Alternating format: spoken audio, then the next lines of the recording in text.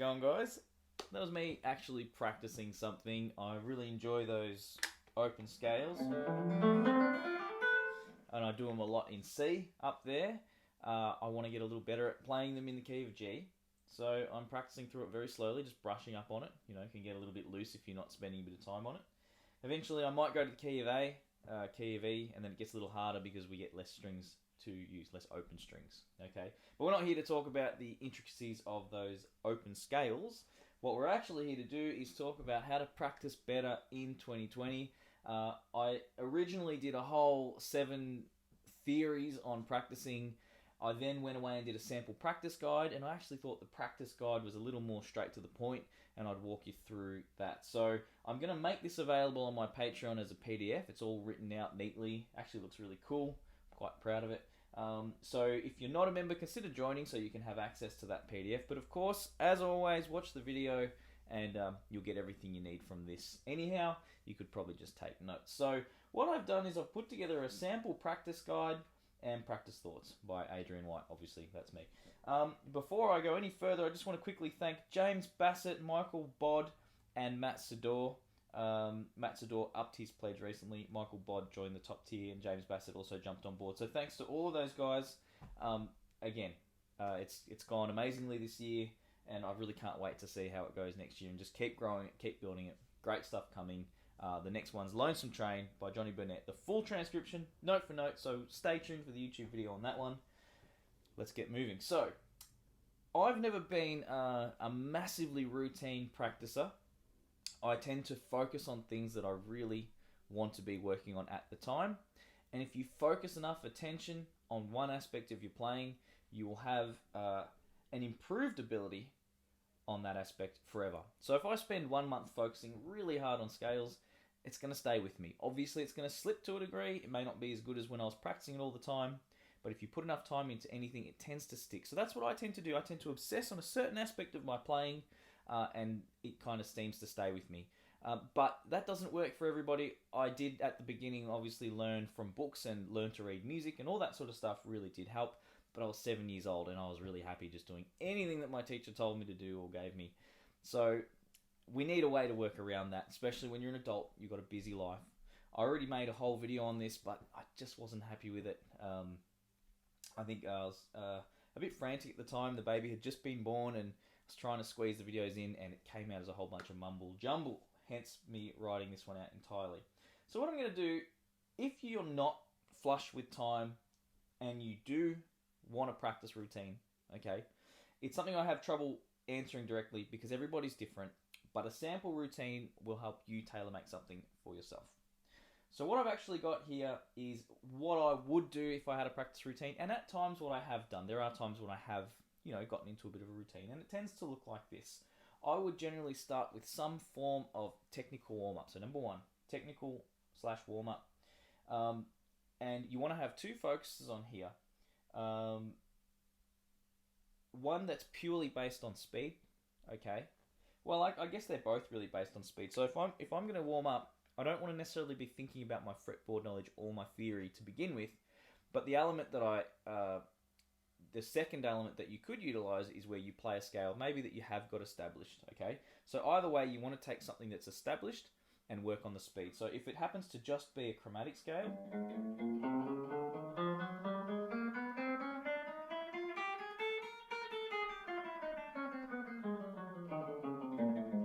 okay, just using that, okay, because we're not thinking about where we're putting our fingers, okay? So you'll put a metronome on and you might practice that with a metronome, okay? The metronome's important because it's how you push your speed. I made a whole video on this. Check it out. It's only a couple videos back from here. But that's the first thing I do. Just something that you already know really well or you don't have to think about, but you can exercise the speed. You want to practice it at medium speed, slow speed, and of course at a speed that is just beyond your comfort zone. You might only spend 5 minutes doing that. 5 minutes is a long time practicing something like that. So the next thing, practice a scale that you might know really well. Just again for warming up and for working on your technique, and maybe push your speed a little bit. So for example, a major scale. That could be the scale. I think my guitar's a little bit out of tune. Apologies.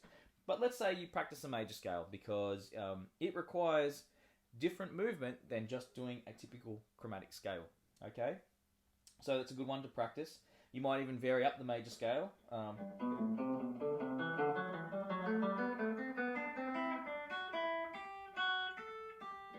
Might want to practice it and be able to do it evenly. Don't pay attention to the way I just played that. But anything like that, and then you could do that backwards. Again, you only need to spend 5 minutes doing this. It's plenty of time. If I sat here and practiced chromatics in front of you for 5 minutes, you'd be off the video. You'd be done. But stick around. Don't be off the video.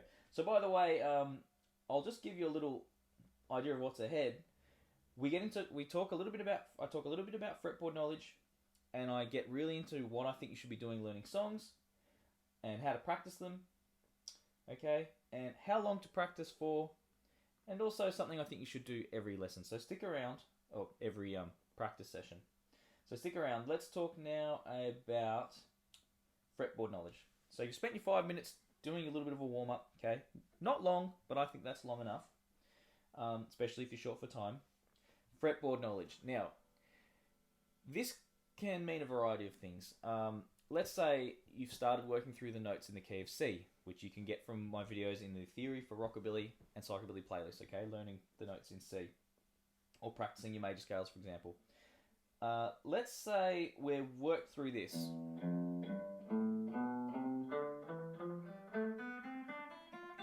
All the notes on the fretboard in C in that position, okay? I will put the chart for this with the post that matches on the Patreon, okay? So as it's already in there somewhere, but I'll put it there anyway so you can revisit it if you like. You might spend just 5 minutes working on this portion of the fretboard, okay? It's good to say the notes as you play them, E, F, G, A, B, C, etc.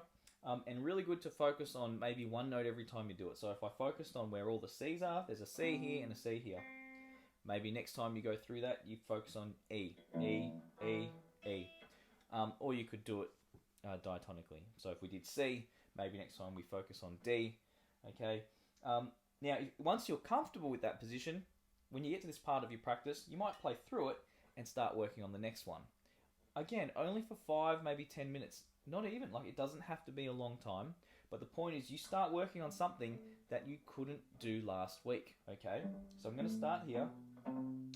And I might be thinking, how does this shape go? You'll have the chart in front of you, for example, and you'll work through that slowly.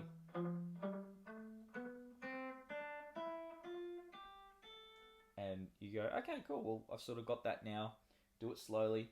Tomorrow, when you look at it, you might not need the chart, and you can practice through those two things without even getting the paper out. And that could be really helpful, okay? Now, after two days or 3 days or a week, if it takes that long for you to have those two down, you start adding the next one, okay? So we do our warm-up or our technical practice where we push ourselves a little bit with speed. Then we push our brain a little bit with that fretboard knowledge, okay?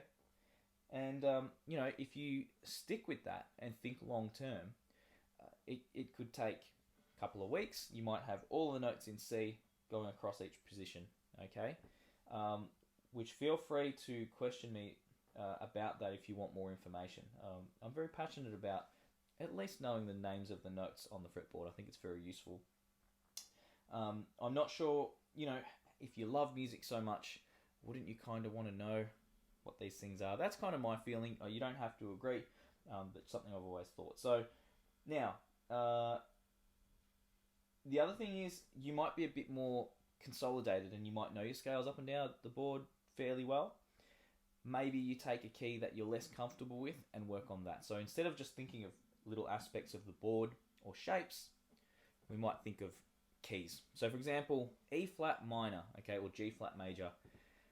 I find that a frustrating key because you have a C flat. Who wants to utilize a C flat? You spend so much time learning the natural notes. C is where you start, and things to me change when you get to a G flat major and you need to play a C flat. So for example, from here,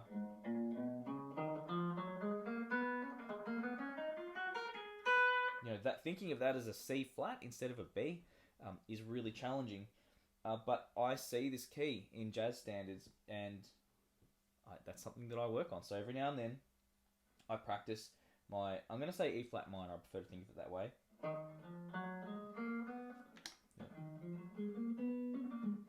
I think that C flat. It's the note that plagues me. I'll often, no, I need the C flat. Oh, and sometimes I play an E note. Okay, so you can see I need, and I often want to slide back to there, but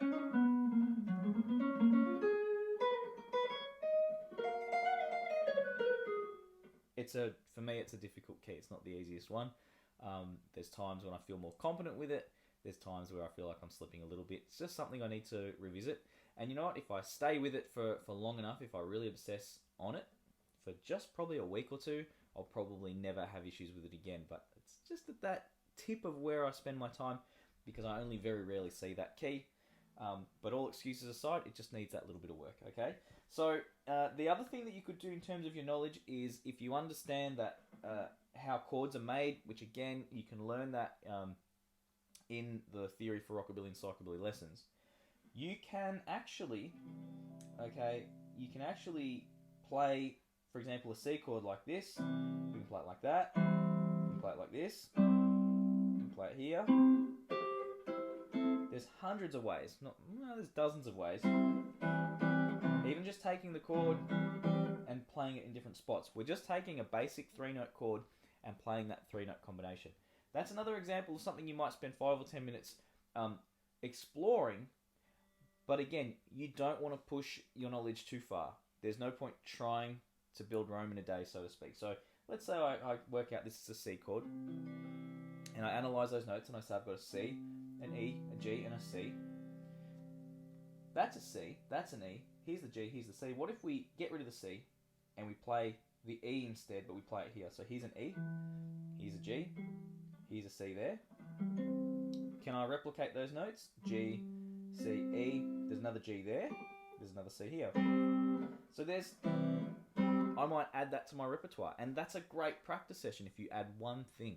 If you learn one slightly new thing every time you practice, you're gonna achieve, that's 365 new things in a year, okay? And then there's so much value that comes with that. And I wouldn't place that expectation every time you practice, obviously, but and that's assuming you practice every day. But I would think that way when you practice, that just to expand just a little bit, okay? Even if you settle on a spot for a little while and let it sink in and then add a little bit, don't wait too long, because by adding new information, you help consolidate the old information, because your brain begins to understand that the previous thing you've been practicing is now something that you understand, because here's something new, okay? I know it sounds really strange, but I see this with students all the time. They stagnate on one section or one lick or something, and then you push them and say, look, move on, learn the next bit, and then suddenly the last bit is so much easier, okay? It just becomes easy because their brain files it in the, oh, I've learnt that box. These are theories. This is 15 years of teaching, guys, okay? These are things I've noticed. Try them for yourself. Okay, so that concludes the things I'm talking about with Fretboard Knowledge. I've written very clearly how to think about all that stuff here and summarized everything.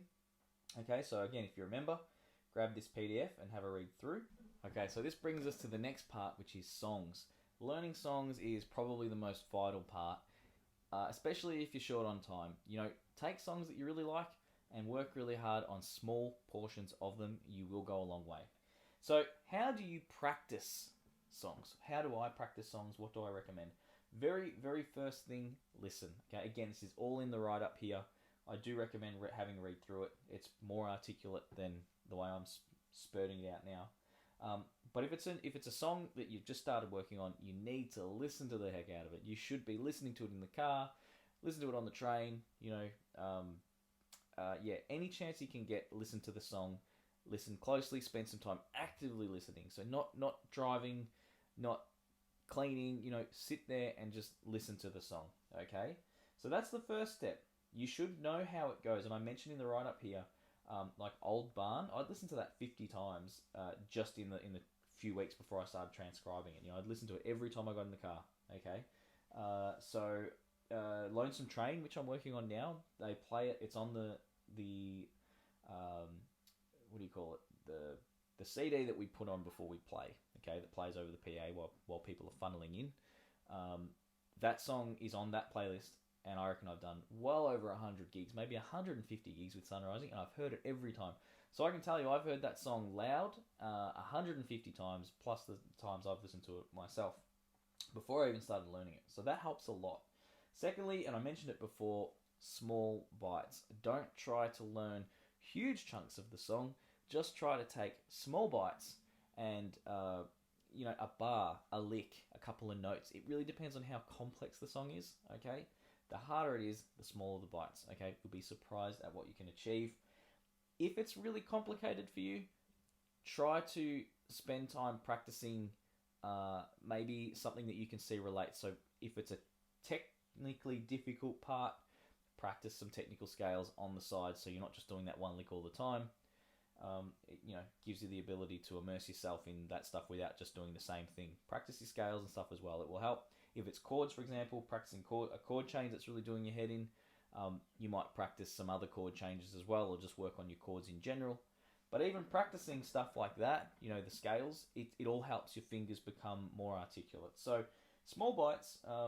I mentioned here too, I tell a little story about how I learnt Doyle Dykes' Country Fried Picking, which you can actually, if you search Country Fried Picking, Adrian Whyte, you can see me playing a rather complex piece. Another one was Minute or Minute Waltz. I think it's Minute Waltz, Chet Atkins piece. I learnt that in like 2 weeks by doing, I think I did like 2 bars a day or something, or 3 bars a day, and knocked it over really quickly. The Doyle Dykes one took like 6 months of, spending up to 45 minutes to an hour on every single bar, probably 5 days a week. So small bites.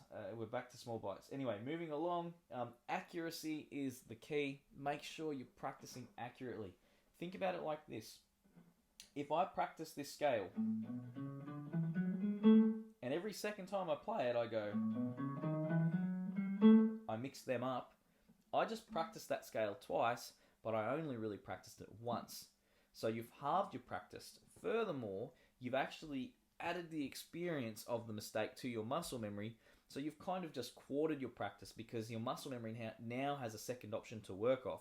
So we've only practiced each of them once, but we've unfortunately given ourselves a separate option to fall into.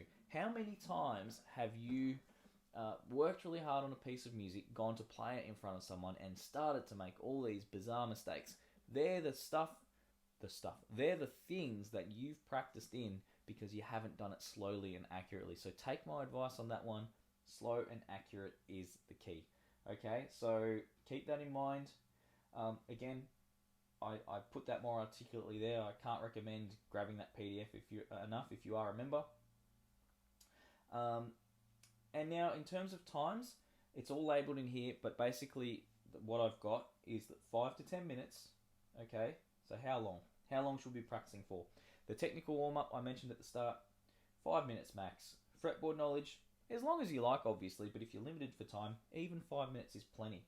Okay, the songs is probably where I'd spend most of my time. 15 to 20 minutes, if it's just a small excerpt, 15 to 20 minutes is plenty, okay? A bar or two, depending. If it's easy and you're knocking it over, just do what feels easy for that length of time or feels manageable, okay? Keep your practice manageable. So, yeah, that encompasses a 30-minute practice, more or less. And I'm sure there's some aspects of your playing I'm not really addressing here, but this is just a starting point, okay? And I'm happy to make more of these videos and develop it. But yeah, so guys, please comment and let me know what you think. Is this a helpful video? Have I just confused you? Do you have questions? Put them in the comments, okay? Because if you ask me a question and I answer it, I've answered it to anyone who watches. And there's like at least 8 people watching my videos now, so you're going to help out some other people. No, there's a few more, but there's one more thing, guys, I want to mention. Noodle around. Spend 5 to 10 minutes just exploring the instrument, okay? If you're working on a new scale, jam with that scale, okay? It might be a pentatonic scale. Okay, muck around with it. Okay, maybe it was a Mixolydian flat 6.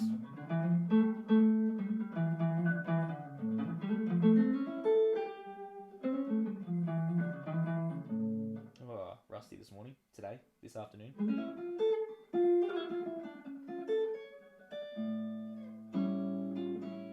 I really like that scale, actually. I've been playing it a long time. You know, noodle around, make stuff up, play with some chords, throw some things together. It's a playground. Okay, 6 strings, 20-something frets, muck around in it, okay? You've got to do that as well. I think it's really important. Enjoy it. You know, get a good tone up and see what comes out. So that's it, guys. That's everything. And the last thing I put here, which I think is really important, is that, in my opinion, the best thing about playing guitar is not the nitro on your new Gretsch or the new gig you scored or the amount of likes you get on Instagram or Facebook. It's just playing guitar. It's the best part of it. And that's what, you know, practicing guitar helps you play guitar. Okay? So, guys, I hope this helped you enjoy your playing a little bit more for 2021.